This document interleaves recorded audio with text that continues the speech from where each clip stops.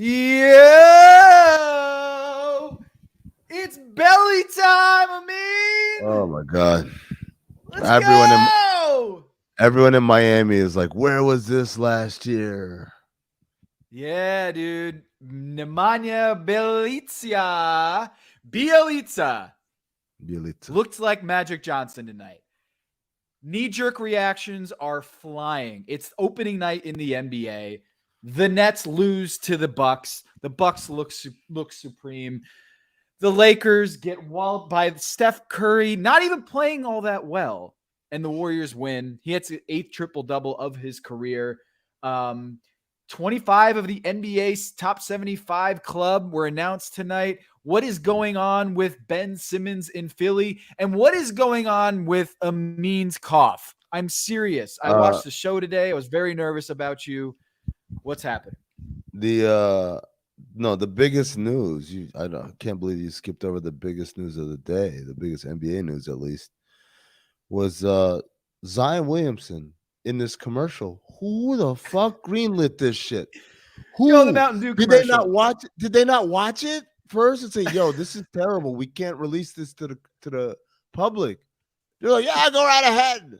I know. And like, I posted the screenshot from it, and my favorite thing is how many people said like, "Oh, his accountant greenlit it." Is that like that's the only way you can make money? Like, look, Zion, you need to look fat as fuck in this commercial, or you're not getting paid. Like, could we not have anything a little bit more dynamic? And the worst part was, Tom, it's not even a good commercial. Oh, Zion, better go back to your mom's cooking. Like, what is this like trash talking announcer supposed to be on 2K? I was floored that this thing, you know how hard it is for commercials to see the light of day, where you gotta go, you show up, you shoot the shit. There's they got both of them. They're like, all right, we got Zion and we got Zach LaVine ready on the couch. What are we gonna be? What's the shoot? Like, what's the story? As soon as like he was on camera and like there's a guy standing behind the camera looking at the monitor, that's like Zion's agent, you gotta be like, we gotta kill this shit immediately. Cut. Hey, yo, I mean, I was thinking maybe they put a Mountain Dew Zero. Like, what if they put a Mountain Dew Zero in front of him? Well, I mean, like, it's not even. It's literally. If it's just a Mountain Dew commercial, they're playing horse and drinking Mountain Dew, and he looks like that. It's like, it's bad, but you let it slide. But it's like the combination of he's fat, he's on a couch, he's playing video games. There's a huge bowl of chips and Mountain Dew. I'm like, all that's left right now is like, I don't know, like a pizza and like a cake and I don't know, maybe a diabetes test right there on the counter. Maybe some like barbecue sauce on his face. Put some barbecue sauce on his face, you know, a bib around him that's splotchy, and also some stains all over his clothes because the bib wasn't big enough for his messy, fat, disgusting eating ass. I mean, it's just like, what are you doing? Does anyone look out for this kid? Tevin Campbell, shout outs to Tevin Campbell in the chat, says the ad did its job. The commercial did its job. I mean, any publicity is good publicity if you're Mountain Dew tonight. We're leading our show on LeBatard with thousands and millions of people talking about Mountain Dew. I mean, sure. Okay. Mountain Dew's happy.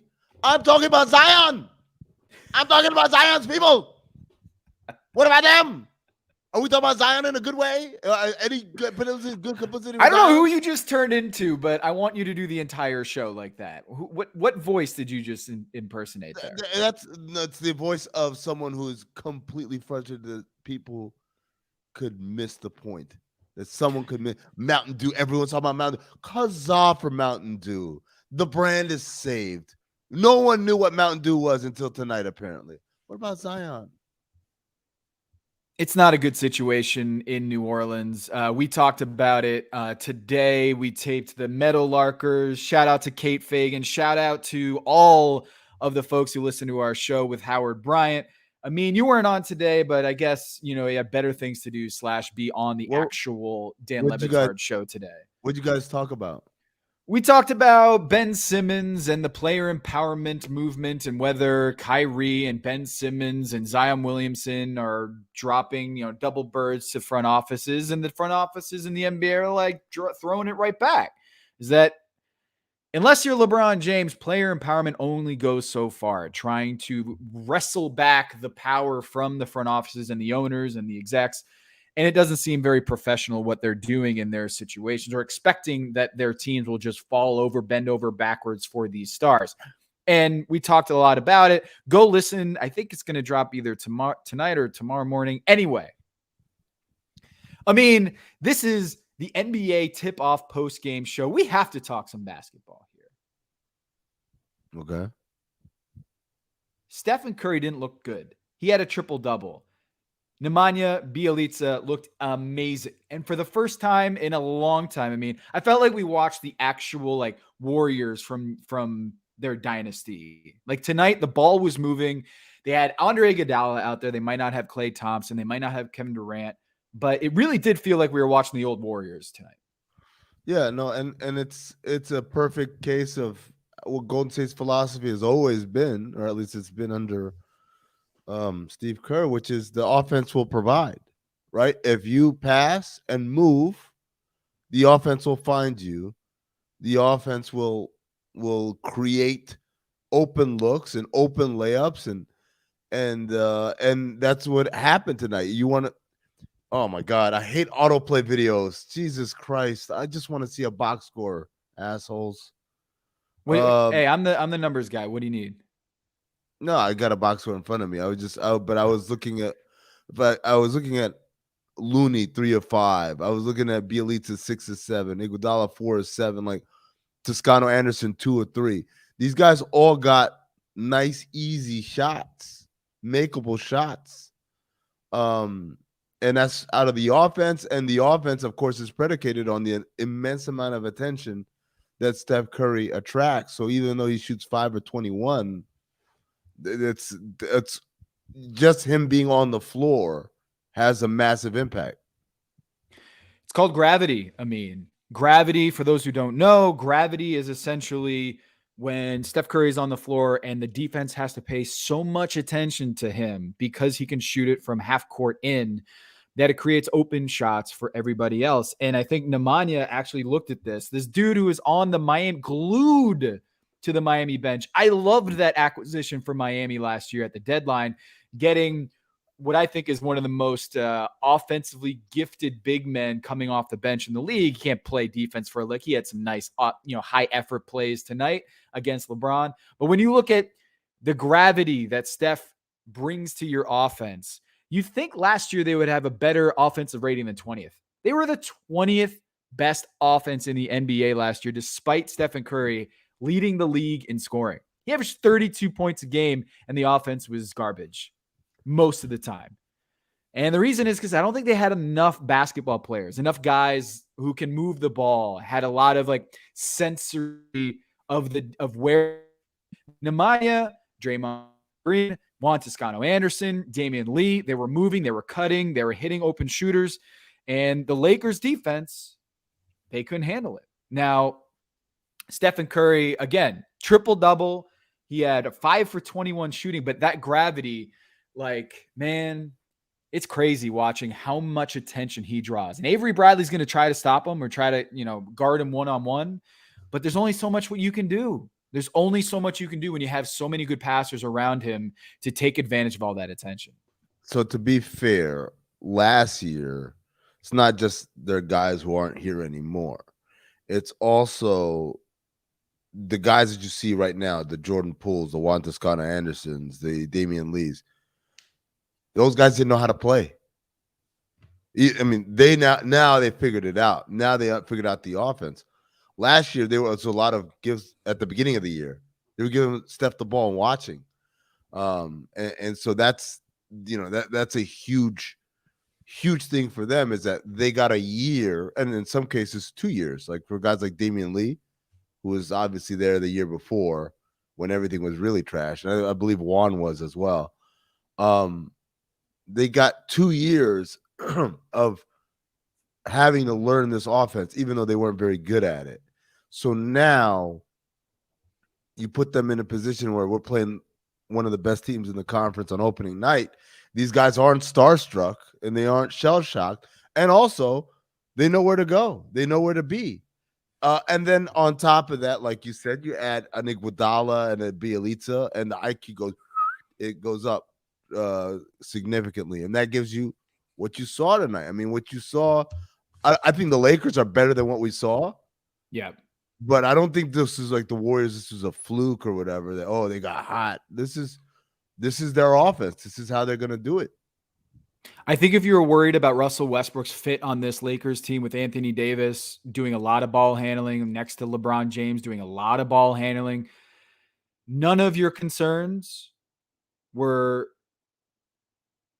unvalidated tonight. Russell Westbrook looked like he was missing, like he was invisible in this game. First of all, real quick, shout out to Dr. Sideburns. I love me some LeBatard, but Barkley and them boys on. Come on now. Well, I mean, it's funny because I did the same thing. I was actually watching Late Night with James Corden, and I stopped to log into some other shit to let them know I wasn't watching them because Corden was on, and then I went back to it. What the fuck is that, man? You wanted your shout out? Congratulations, good Dr. Sideburns. Welcome to the show. My God, yeah, the Westbrook thing is I don't know. I don't want to make too much of it, but like preseason he didn't look great, and in this offense, I don't know how much they're going to need him. They started the first half.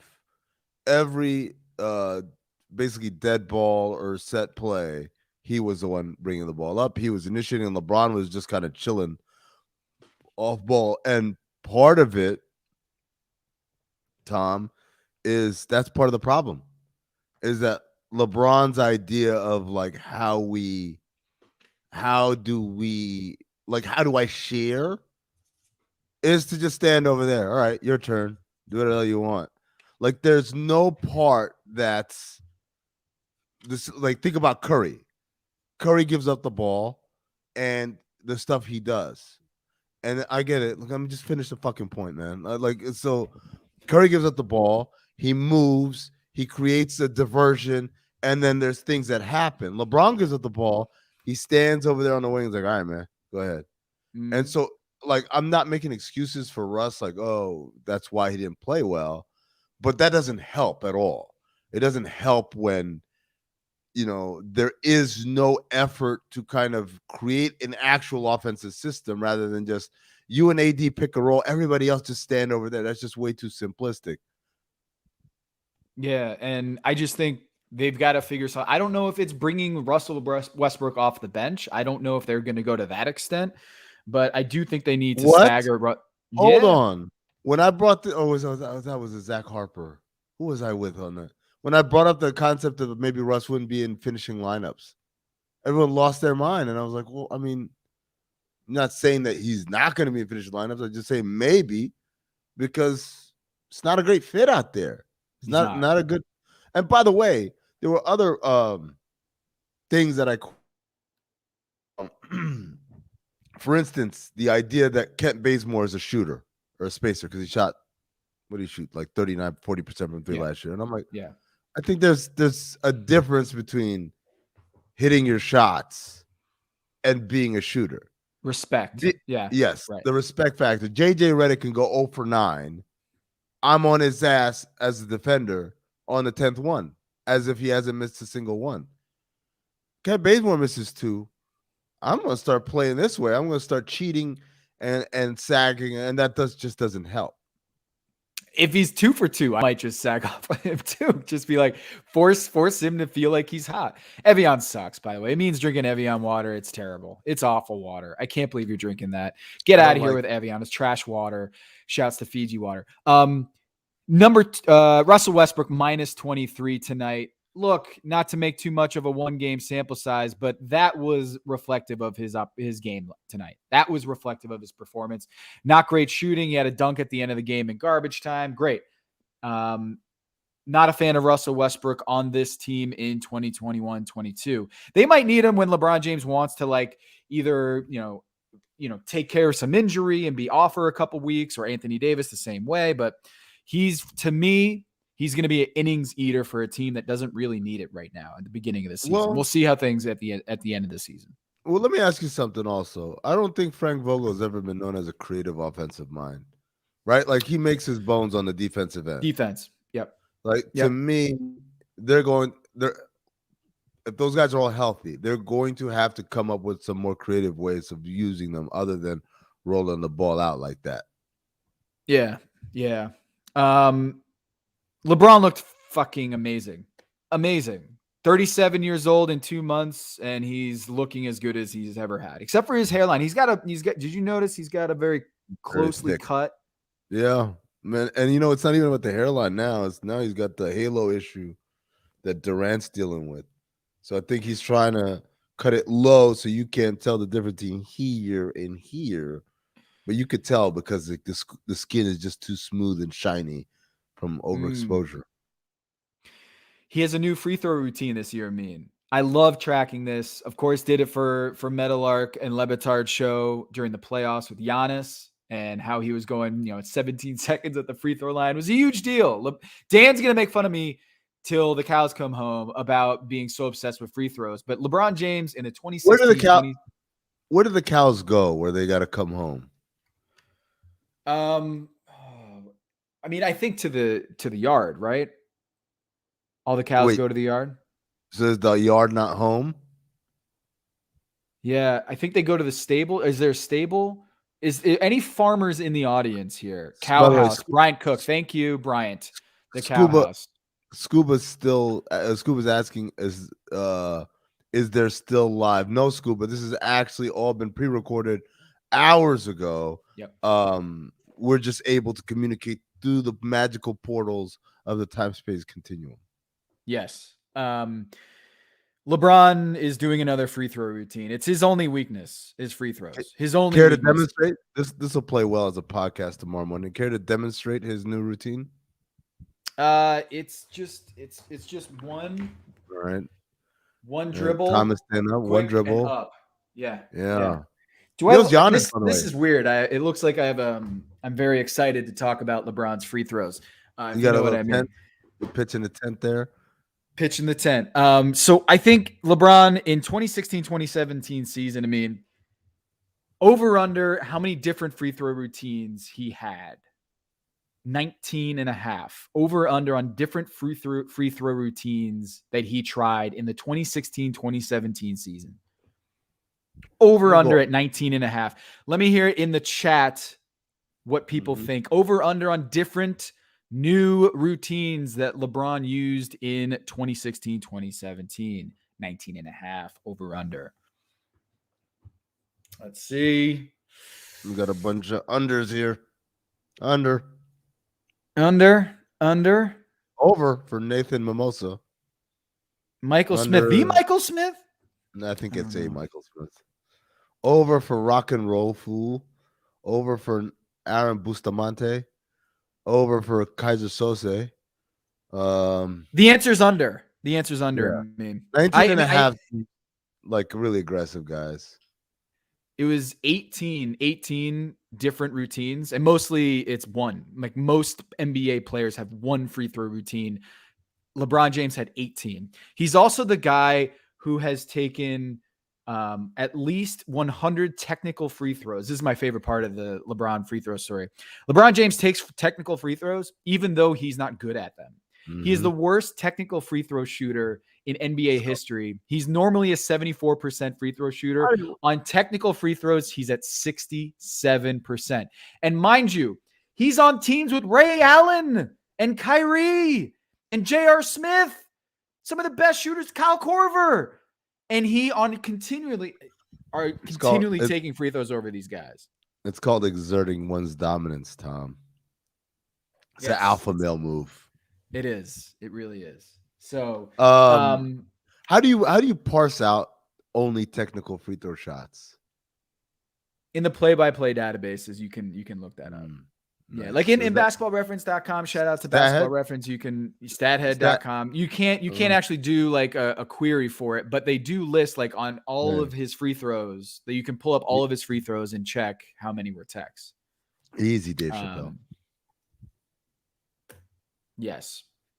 Do we want to talk about the Nets Bucks game tonight? The Bucks win big, 127 to 101 or something like that. The Bucks look great. Look great.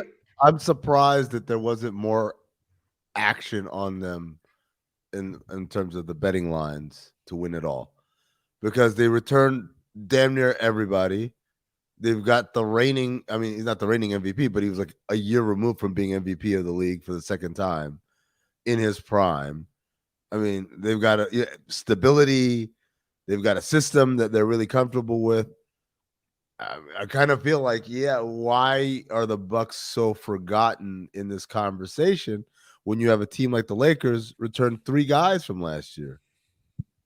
Yeah, well, I think a lot of it is because people are infatuated with the idea of the Brooklyn Nets and their big 3. That's it. I think people are talking themselves into Kevin Durant, Kyrie Irving, and James Harden. And of course, Kyrie Irving not going to be playing for the foreseeable future. But still, I think the idea of 2 MVPs on one team with James Harden and Kevin Durant, people are talking themselves into Blake Griffin and LaMarcus Aldridge. But that team tonight, their depth was absent. Like Patty Mills, of course, great acquisition for them. Our guy Mark Stein picked him for the 6th man of the year. He had 7 for 7 from downtown, and no one else on the bench scored. I mean, no one else on the entire bench for the Brooklyn Nets scored or a bucket. Bless his heart, Javon Carter tried, though. He tried his damage. Javon Carter, dude, almost had a 19 trillion tonight. A 19 trillion. He played 19 minutes, 0 points, 0 assists, 0 steals. Almost club 19 trillion. Shout out to Javon Carter, making all of us with bad hairlines feel great about themselves. Especially since he's like 24 or some shit like that. But should we be worried about their depth? Like I know Kyrie obviously being out. Are you worried about the Brooklyn Nets depth after their big 2? Yes, but I don't think it's a Kyrie question. To me, I wonder, James Johnson, Paul Millsap, LaMarcus Aldridge, is that a big man rotation that I can count on? My guess is no. That to me is the issue. I thought Nick Claxton played really well tonight. He played okay. Yeah. In terms of just being what they needed in the middle. But he's just not enough. They need like 3 more Nick Claxtons. So they could sub him out and bring in another Nick Claxton. They don't have any of that. I think that's the issue that you're dealing with the Nets. It's that Millsap, only played 5 minutes, so it's hard to judge him off of that. But like LaMarcus Aldridge was doo-doo. And James Johnson hasn't been good in quite a while, to be honest with you. So it just was like they were just bodies. Go Deeks. Yeah, they're just bodies out there to eat up minutes, but not because they're any particular amount of effective or impactful. Even Blake Griffin. I don't think Blake Griffin's a starting caliber big at this point of his career. I think off the bench he's fine, but like that's your starting 4. I don't know, man. Like I think the net again, it's people look at the Nets' strength, which is very top heavy, and they kind of neglect all the other things you need to be consistently good. Because at the end of the day, yes, is Kevin Durant good enough to erase all of those deficiencies? Sure. Do you want him doing that on October 20th or October 19th or whatever? Like, come on, guys. It's 82 games. We got to be able to figure out a way. Another autoplay. Why does it delay? Why doesn't it just autoplay immediately when I load the site? Why would it wait 10 minutes and then start? Because they want to annoy you as much as possible at 1 a.m. That's the idea, is that you're never going to forget this ad because it just pissed you off that much. Was I supposed to do a local record, by the way, on this? I hope not. Yeah, I hope not 25 either. minutes in. 25 minutes in. I just looked at my Audacity and said, I didn't hit record. Well, I guess someone's going to have to deal with some bad audio tomorrow, perhaps. Yeah, we're going to keep people guessing who's behind the scenes here. It is Tony, maybe fake Tony. I don't know. Drew Holiday exits with a heel contusion. MRI apparently came back clean. Again, like this should have been a much more competitive game from the Nets. Their depth is an issue going off of this game. I am very surprised that Bruce Brown is seemingly out of the rotation. Got almost no burn tonight after being like an essential piece of their team last year. Yeah. Really good role player, does all the dirty work. Switchability. He's someone who can handle the ball if need be, being a point guard at his previous stops, but thick and big and can rebound and guard bigs at times. Bruce Brown wasn't anywhere to be seen tonight, and it's game 1 of 82, but still that's a surprise to me considering how much he meant to that team. Glue guy last year for the Brooklyn Nets in very many ways after he was acquired. Yeah, what do you think that is? I think they're probably Steve Nash is trying to integrate the new pieces, maybe because preseason kind of disjointed for all these teams with big names is that they want to rest them. You know, the LaMarcus Aldridge, Paul Millsap, Blake Griffin. Maybe they want to get some looks at some of the new acquisitions and maybe take this first couple weeks as an extended preseason. But he's way too good to be glued to the bench. Mm-hmm. I agree. I agree, and I think I blame LaMarcus Aldridge for taking his spot. You just want to blame LMA. I want to, yep. LMAO. Tom, can you clear that? Can you, Stugotz? Can you please clear that phlegm in your throat, please? All right, Tom. No one wants to hear about Bruce Brown talk. They want to hear another B word. Ben Simmons. Oh. Yes. Was it a phone? Was it not a phone? Sources are telling me it was not a phone that was in his pocket. Monday. Now we're in Wednesday morning recording this. Doc Rivers kicked him out of practice straight up. Get out of here. You don't want to participate. You don't want to be a real teammate and participate in these drills. You're out. This is the fascinating thing to me about this situation. I mean, Doc Rivers isn't Daryl Morey's guy. Doc Rivers is supposed to be the coach, the championship coach, the Ubuntu, to get star players to like each other, to play with each other, at least come together for the greater good of the team. He's supposed to be the star, the star maker, right? This situation has not worked out for Doc Rivers. He hasn't. He was brought in very much to make sure that Ben Simmons and Joel Embiid were maximized, and none of this has gone the way that the Sixers have hoped. This is okay. So, couple things. I've worked in the media now. This is starting my 8th season. No, my 9th season. Before that, I worked in the league for just about 10 years. I worked in the league, right? Different teams. Players get kicked out of practice every fucking day, man. That's not a new thing. Okay. So you're saying this is a non-story. I mean, why don't you tell stories of people being kicked out of it? I'm not saying it's a non-story. I'm saying, why would they leak that? Why would that be leaked? Why he was kicked out of practice? That A, he was kicked out of practice. B, why he was kicked out of practice, and C, for the team to suspend him for being kicked out of practice. That all seems the suspension came out first. I mean, I feel like the leak about him being suspended for conduct detrimental to the team leaked. Regardless of the order, I mean, he's suspended because of what happened, even though the suspension came out first before everything else. But still, the idea is like, why is all of that out there? In the same way that if he's got a Hyperice or whatever type of medical thing in his pocket and people are erroneously calling it a phone, teams are usually really quick to correct shit. Yeah. Really quick. They seem to let that one just sit out there. Yep. Oops. Yep. Did people get that one wrong? Sorry. So there's a lot of I don't know, man. I think Philly is playing a dangerous game because I don't think anyone wins when you do this. You won. You won. He came back. You won.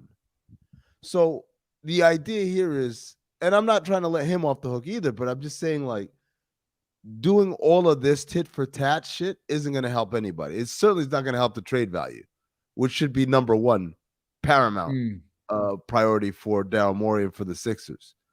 But they're just letting it ride. So, like, I'm like, okay, you gonna, and then Joel Embiid comes out and says, I'm not gonna babysit him, and I don't care about that guy, or whatever. And this is obviously literally out 48 hours after they told us, hey, no, we love him, we're happy he's back and all that. Like, it can't be like that, man. You can't abandon ship on the strategy that quickly. You knew he was disgruntled. You knew he didn't want to be here. He just came here because he somehow just figured out he wasn't going to get his money back. Yeah. How did that get miscalculated? I don't know, man. Like Rich Paul and their team at the agency, or whether it's Ben Simmons at Clutch, like whoever was guiding him financially on this. Like, I think it came out today, a report came out today that he hasn't gotten paid, period. Even though he's shown up for practice, the fact that he hasn't gotten paid. Because the money's in escrow. The money's in escrow, and they just withheld the first 4 game checks that he missed. That's roughly about $1.5 million. So now, technically, he could start getting paid, except for the fact that he missed.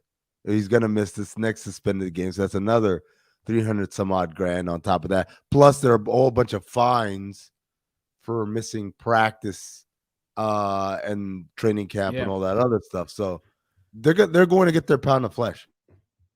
I mean, when you look at this situation, it's in everybody's best interest to have Ben Simmons happy, playing basketball, and being invested in the team. Because the more that he plays, the higher chances that Daryl Morey and their front office and Elton Brand are going to sign up, get a better deal, and finally come to terms on a trade, right? Because if Ben Simmons continues to act like a child at these things, and I remember Bomani Jones tweeting about this as it was happening, he's like, what is he, 5 years old? Like, reading the tea leaves or reading the reports about, he did not want to play defense. Doc Rivers, hey, Ben, get out here. Let's run these drills, a shell drill. Let's get out here. What was that? No, you don't want to play? But, like, I guess. Get out. All right, go. Fine. Get out. All right, fine. And then he drops his ball and leaves. It's just, this isn't helping you, Ben Simmons. Yeah. Like, this attitude is not helping you get out of this situation. Well, the funny thing is, I should clarify something, because I've been someone from the very beginning. I said, look, if you want to get traded, you don't sit out. You show up and you make everybody uncomfortable. But you can't do it by outright breaking rules. Like, I didn't know that I had to clarify that. Like, you have to do, like, what are you asking? I'm doing what you asked me to do, right? So, like, James Harden last year was like, what do you want? I showed up. What do you want? I played in the game. But they can't fine you for playing poorly.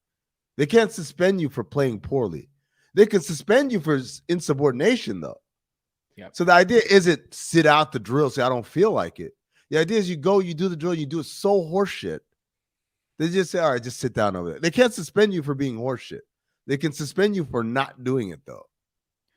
Right. Like, if you're the Indiana Pacers and you're like, before this happened, you had Malcolm Brogdon and maybe a protected first-round pick in there.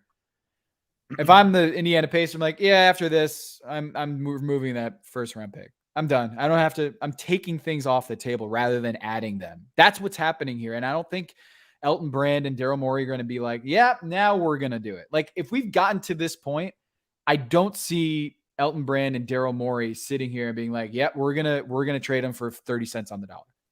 I just don't think so. I mean, I think well, here's my thing. Here's my theory. I floated it on the show on Tuesday, which is, as long as Damian Lillard is out there and Portland is not a resolved situation, I'm not trading Ben Simmons anywhere. Because I know if he comes on the market, no one No one's touching that package. No one could come up with a better deal than Ben Simmons, a Ben Simmons centric deal because of his age, because of the way he plays, and what Portland needs and all that.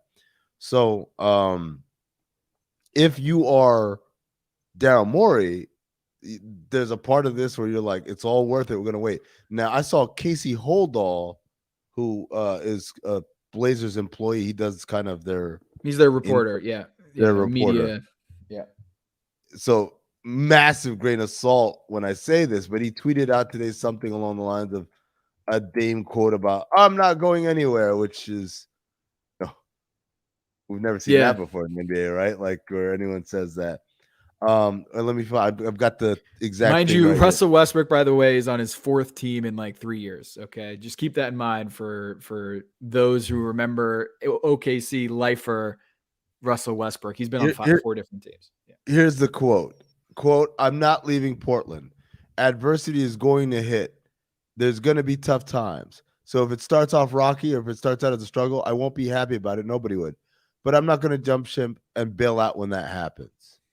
I mean, he could say that if they start the season 2-20.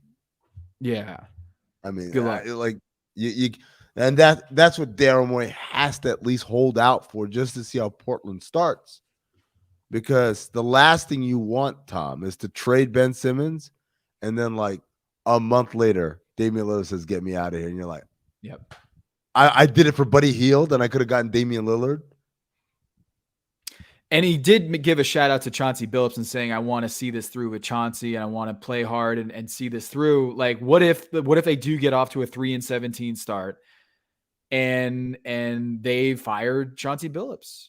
Like, things can go pretty sideways in the NBA. And the other thing, you made a good point earlier, I want to get back to. Jimmy Butler in Minnesota. He blew up that practice that you were reporting. You were a central figure in that story of Jimmy Butler a couple years ago in Minnesota in an expiring year. Went in against the first teamers, Karl Anthony Towns and Andrew Wiggins, etc., and playing with the third team, just busted their asses in practice. But people think about that moment and don't remember the fact that Jimmy Butler played in the regular season with them after that. Yeah. Well, he started the very first game of the regular season. I was at their home opener. They introduced him. The entire crowd booed louder than I've ever seen a home crowd boo a home player. Every time he touched the ball, Tom, they booed every single time he touched it. And what he did was he went out there and he kicked ass up and down the floor. And literally, I swear to God, by the end of the game, they gave him a standing ovation. Like, if you want to know, like, what's the badass way to burn your way out of town, it's what Jimmy Butler did in Minnesota. He went there, he kicked everybody's ass, he mocked them, he mocked the front office, he mocked the coaching staff. He may or may not have been wearing a Rolex, went out to the first game, had the crowd boo him, made them give him a standing ovation by the end of that game as he won, and he shot like 9 for 9 from the field. It was a ridiculous performance. I mean, it was like one of the greatest games that I've seen in person. And that's how you do it. You remind everybody the reason why you want to get out of here is because I'm too good for all of this. Okay, so is it going to be the Jimmy Butler route where he's going to make amends, he's going to come in and he's going to play for a couple weeks and bust his ass and play great, and they're going to give him standing ovations in Philly? I'm going to fade that very hard. Or is it going to be like a Kawhi situation where he's going to like show up here and there and play randomly throughout the season just to check in, right? Just to clock in and clock out? I mean, this is not a good start to the situation. Let's start there, right? If the plan was, hey, he's going to come back and play. He already got suspended. We haven't even played a game yet. He's already suspended. That's pretty amazing. I think he's a little sloppy in the way he's approached this whole situation, and I think the Sixers are a little too heavy-handed in the way they've approached the situation. And like I said, the way both sides are behaving right now, this doesn't help anybody. It doesn't help the Sixers get good return on value. It doesn't help Ben Simmons get traded. when Ben Simmons does get traded, I don't know what we're going to see, because the underrated aspect of this is that he has been so vindictive with the organization now. I could totally see the 76ers just shipping him to Sacramento and just being done with it, right?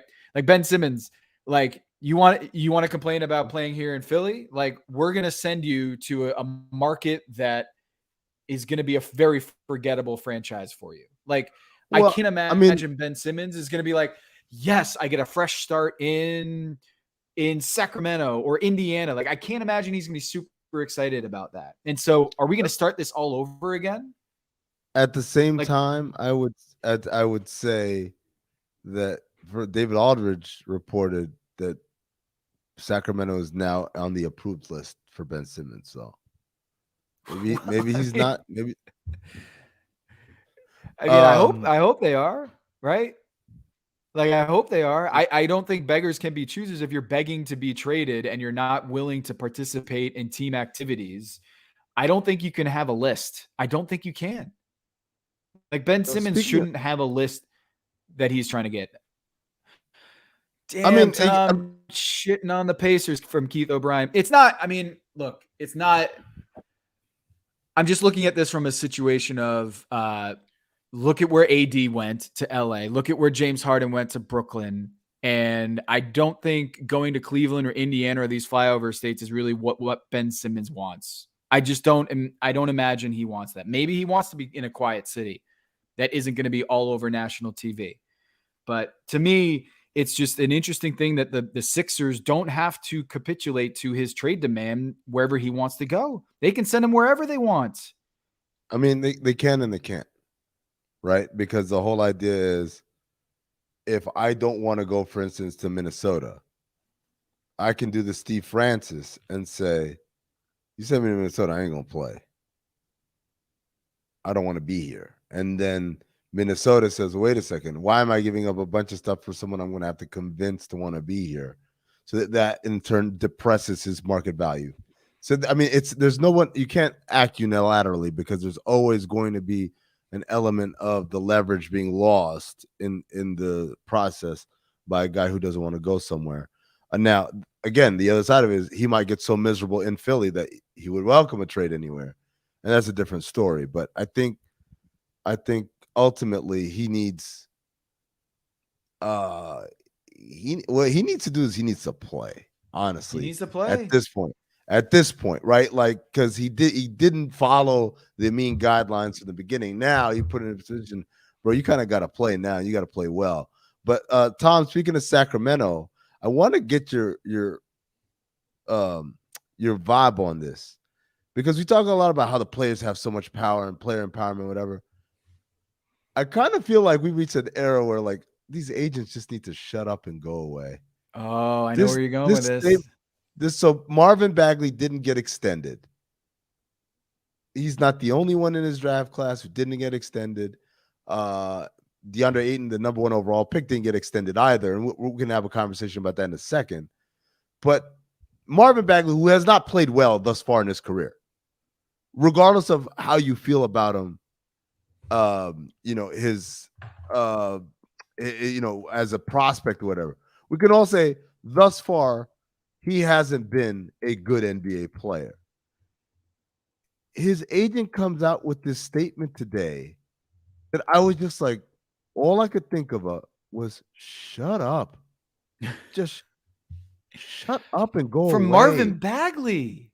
You doing this for Marvin Bagley? Are you kidding me? So this was the statement, as I filibustered perfectly there. This is from Excel Sports official Twitter account @ExcelSM. Sacramento has informed Marvin Bagley he is not in the opening night rotation, which is completely baffling. Completely baffling. It's clear they have no plans for him in the future, and yet pass on potential deals at last year's deadline and this summer based on, quote, value. Instead, they chose to bring him back but not play him, a move completely contradictory to their value argument. This is a case study mismanaged by the Kings organization. Look, I have a long history of mocking Sacramento as a staff, record label, and a motherfucking crew. It's not a well-run organization. The owner is meddlesome and is clueless. The fan base is delusionary, almost as delusionary as their star player. But Bagley having any sort of demands is just preposterous.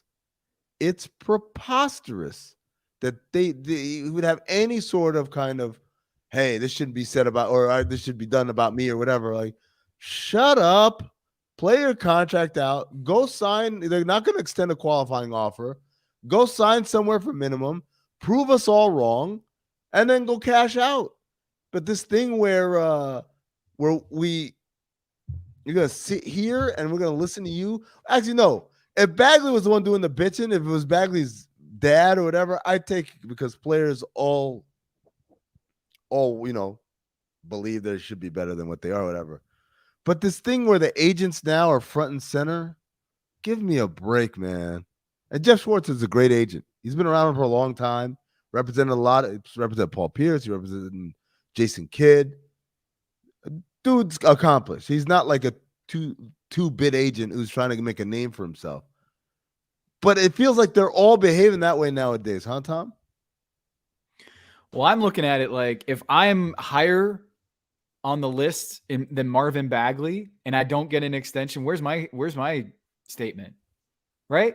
Like, if I'm a player of a higher caliber than Marvin Bagley, and I'm like, wait, where was my like shot at the Sacramento Kings? Or if I'm another player on his roster being like, why didn't you come out like talking that sauce for me? Right? Like, it's just weird that he extended the olive branch to Marvin Bagley, which, granted, like, averaged 14-7 for the last 3 years, hasn't really gotten better, been injury prone in his 3 years in the league. Like, I'm just looking at this and saying, for him, like, how many people were like, you know what? That Jeff Schwartz, great agent. I really think they stuck it to the Sacramento Kings. Like, what is that? I don't know. So Thomas Taylor in the chat says, it ain't about demands, LOL. Thanks for the laugh. Did you really laugh when you typed that, or did you at least smile? They mismanaging a player and the agent is saying it. WTF. They're not mismanaged. Look, it's mismanaged if he was good. You're not fucking good. That's the problem. It's like Rashawn Holmes is beating you out in a rotation. Like, there's a stronger conversation about, who are you, Marvin Bagley, to have any sort of hurt feelings or feelings of mismanagement? It was like Marquise Chris a couple of years ago. Is this a great organization? No. Do they do things right? No. Also, have you been this amazing breath of fresh air that was stifled by this organization? No. You know how I know? Because I've seen guys in that organization be mismanaged and still do pretty well. DeMarcus Cousins. DeMarcus Cousins was mismanaged to all hell. Mm-hmm. Still managed to be really freaking good. Mm-hmm. Mm-hmm. Right? Like, Isaiah Thomas still managed to be really good. De'Aaron Fox still manages to be really good. Not as good as John Morant, though. Halliburton, another guy. Like, I was there with you, man. I just picked it up. I'm sorry. Well, like, he got real strong, and we know how that goes in the NBA when you put on like 15 pounds of muscle. Yeah. It always works out great. Remember when Roy Hibbert did that? He tried to get like 20 pounds of weight, and he was showing all these videos on Instagram about him putting on, like, lifting huge, incredible amounts of weight. I remember coaches hitting me up and being like, that is a bad thing. Like, those knees are not going to hold up. If Roy Hibbert is going to add 20 pounds of muscle on that frame, good luck. He's not going to get up and down the floor. I don't know how we got onto Roy Hibbert. The DeAndre Ayton thing. Mm-hmm. It is so weird. It is so weird. Like, go ahead. Go ahead. No, go ahead. You tell me. I was watching the Charlotte Dallas preseason game the other night. I was there at the game, and I'm watching your boy Igor Kokoskov with Luka Doncic on the court, and just thinking Phoenix could have had that. Phoenix had Igor Kokoskov as their head coach and drafted DeAndre Ayton number 1 overall. And then when he goes and plays amazingly in the playoffs, had an iffy finals, they decide to not give him the max deal. And whether you think he's deserving of the max deal or not, it's just a very odd sequence of events is that they take DeAndre Ayton number 1 overall, despite Luka Doncic and his ascension in the NBA and Trae Young. We can talk about that, whether he was worthy of being a number 1 pick. But it's so often in the NBA that you see a guy like DeAndre Ayton validate his number 1 pick status, have a great postseason, and then they double down and reward him for his performance. I was stunned that Robert Sarver, the owner of the Phoenix Suns, who went to University of Arizona, who picked DeAndre Ayton, the Wildcat from Arizona, number 1 overall, and didn't give him a max deal. I was stunned by this. Sam Amick, who I wanted to have on the show, but he couldn't do it because he was at the Lakers-Warriors game. Turns out, by the way, trying to book guests for this thing, impossible. Because everyone was either on the East Coast and not as crazy as us to stay up this late, or on the West Coast, they're going to that game. The Lakers, everyone's at that Lakers-Warriors game, by the way. Apologies for anyone who say, I thought you guys were going to have guests. I thought so too until I realized, hey, this thing's happening at 1 a.m. And to be honest with you, I don't know if I would have done it had I remembered West Coast versus East Coast time. Because I was thinking, 10:30, we'll get this and we'll knock this out. It'll be great. And then I realized, no. It's 1 o'clock in the morning. Yep. Yeah. But Sam Amick wrote a really nice kind of, I've never actually seen anything as thorough as this. He interviewed James Jones, and then he talked to Bill Duffy and Nima. I don't know who Nima's last name is. This is the problem when you get to know.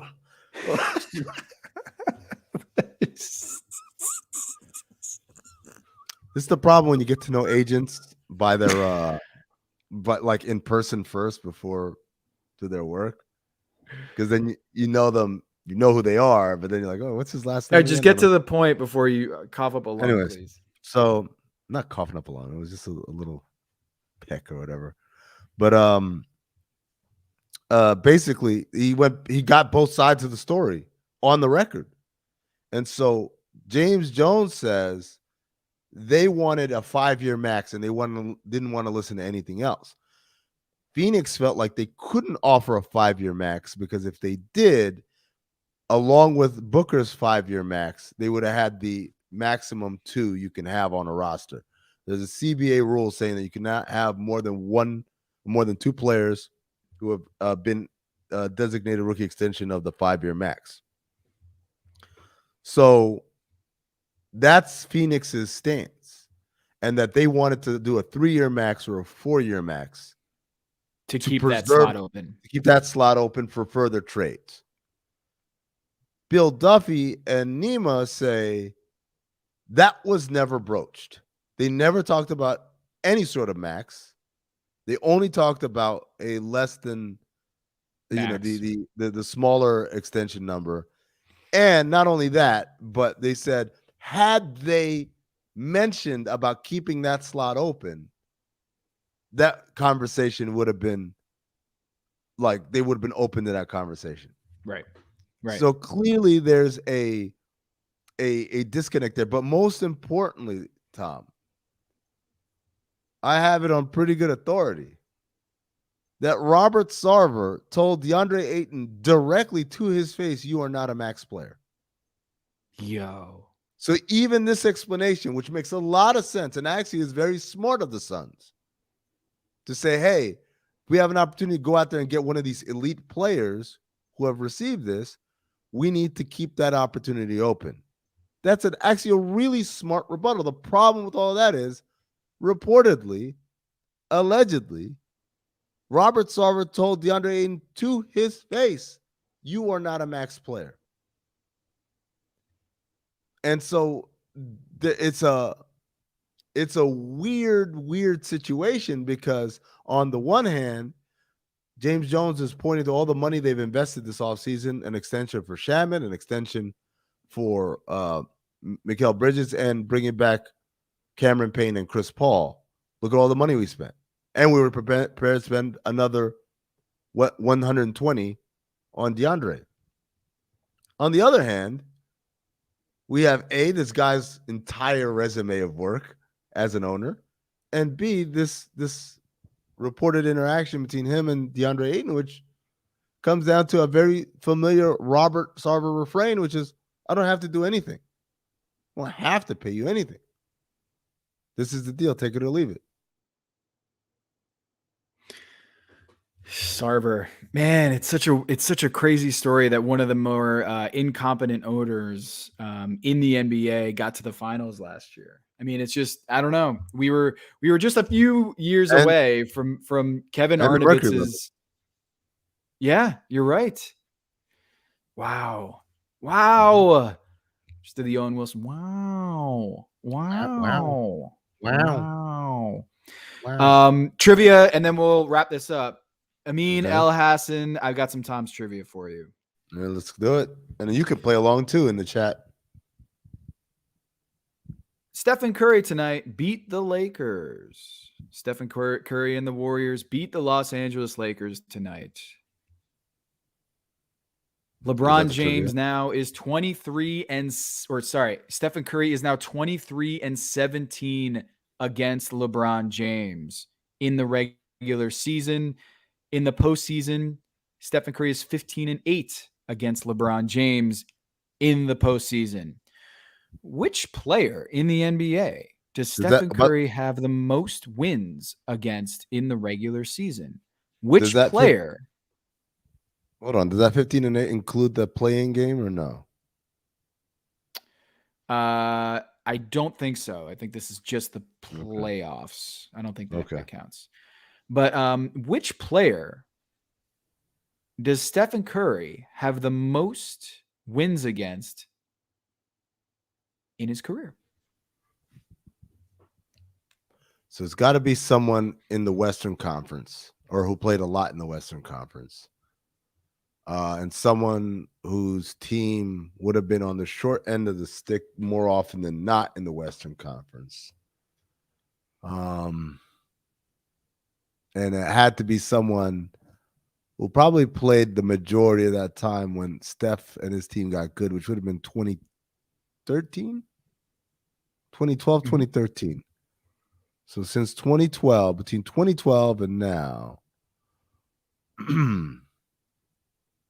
well, the Lakers were really bad, but Kobe only played 4 seasons. I'm thinking I got 3 names in my mind. I got Kobe, I got Chris Paul / one of the other Clippers, and I've got James Harden. James Harden has the 4th most L's against Stephen Curry. He is. Are any Clippers in that top 3? Yeah. So there is all Clippers in 1, 2, 3, and 5. James Harden is 4. Who is number 1? Blake Griffin. No. DeAndre Jordan. Ding, ding, ding, ding, ding, ding, ding, ding. Yeah. DeAndre Jordan. Very good. I don't think anyone in the chat got that. DeAndre Jordan, 30 wins against DeAndre Jordan. 30-14 in the regular season. Against Chris Paul, he is 28-22. Stephen Curry is 28 wins against Chris Paul, 30 wins against DeAndre Jordan. And actually, count another one, 31 against DeAndre Jordan, who is a teammate of LeBron James in LA. So 31 wins for DeAndre Jordan, including tonight. Stephen Curry, courtesy of basketballreference.com. Let's see. Now let's go to the flip side. Which player has the most wins against Stephen Curry? How many L's? It's 24 L's against James Harden. I just said the answer. So and there it is. James Harden. Yeah. 28-24 against James Harden in the regular season. Nice. All right. That is your Tom's Trivia. Anything else we need to hit here, I mean, before we take this out? No, I think we gave everybody a nice solid hour of basketball talk. We talked Zion and his fat ass in that commercial. We talked about the games. We talked about the extensions and the lack thereof. We talked about Ben Simmons and the device in his pocket. We didn't talk Kyrie, but you know what? Let's give Kyrie a break for the night. How about that? Yeah. Yeah. And you know what? Thank you for staying with us. It's 1:45 in the morning, and the NBA season is upon us. Ben Simmons has not played. I don't know if he'll play. Kyrie Irving, he has not played. I don't know if he'll play. But big slate of NBA Wednesday nights. Thanks for listening. LeBatard show. Amin was impeccably sober, but still had lots of things in his throat. So thanks for joining, Amin. Never doing this again. Not on the East Coast, at least. Well, what does that mean for me? I'm staying on the East Coast. I live on the East Coast. That means you need to move. Yeah. Xenophobe.